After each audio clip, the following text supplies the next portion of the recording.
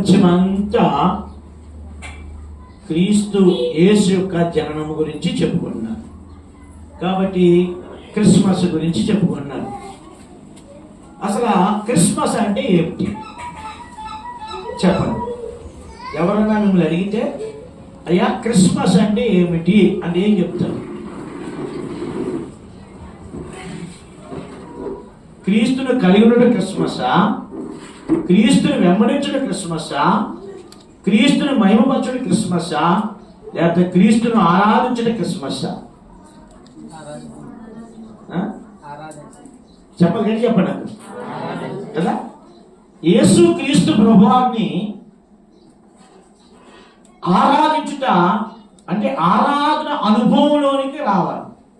చాలా మంది క్రైస్తవులు యేసు క్రీస్తుని మనం ఆరాధించే ప్రార్థన ఎక్కువ చేస్తూ ఉంటారు. ప్రార్థన చేయడం తప్పని కాదు.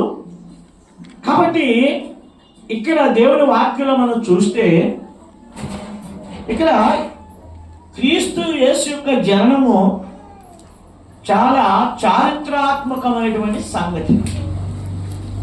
ఆ దినాల్లో యెరూషలేములో బలులు అర్పిస్తూ ఉండేవాడు.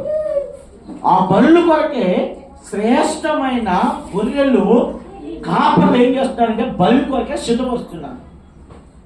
ఎందుకని? బలి అర్పించాలంటే ఆ గొర్రెకు ఆ గొర్రె యొక్క పొట్టేలకు మూడు సంగతులు ఉండాలి.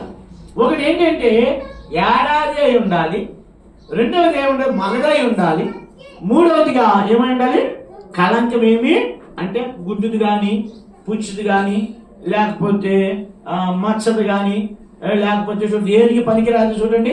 దానికి అర్థం ఏం చేస్తుంటారు చాలా మంది, అది దేవునింటికి ఇస్తూ ఉంటారు. కానీ కళంకము లేనిది దేవునికి ఇవ్వాలి, నిర్దోషమైంది ఏడాది దేవునికి ఇవ్వాలి, అలాగే మగది దేవునికి ఇవ్వాలి. అందుకని ఈ గొర్రెల కాపరులు యెరూషలేములో జరిగే బలి కొరకు, యెరూషలేములో జరిగే అర్పించబో బలి కొరకు వీరు ఏం చేస్తారంటే రాత్రిపూట ఏం చేస్తారు? మందను కాసుకొనిచున్నారు. ఎవరి కొరకు ఆ మంద? సర్వోన్నతుడైనటువంటి దేవునికి బలి అర్పించడానికి ఆ మంద. అందుకనే ఆ మందను వారు కాసుకొనిచున్న సమయంలో ఇక్కడ వారు రాత్రి పూట కాసుకొనిచున్న మనకు తెలుసు.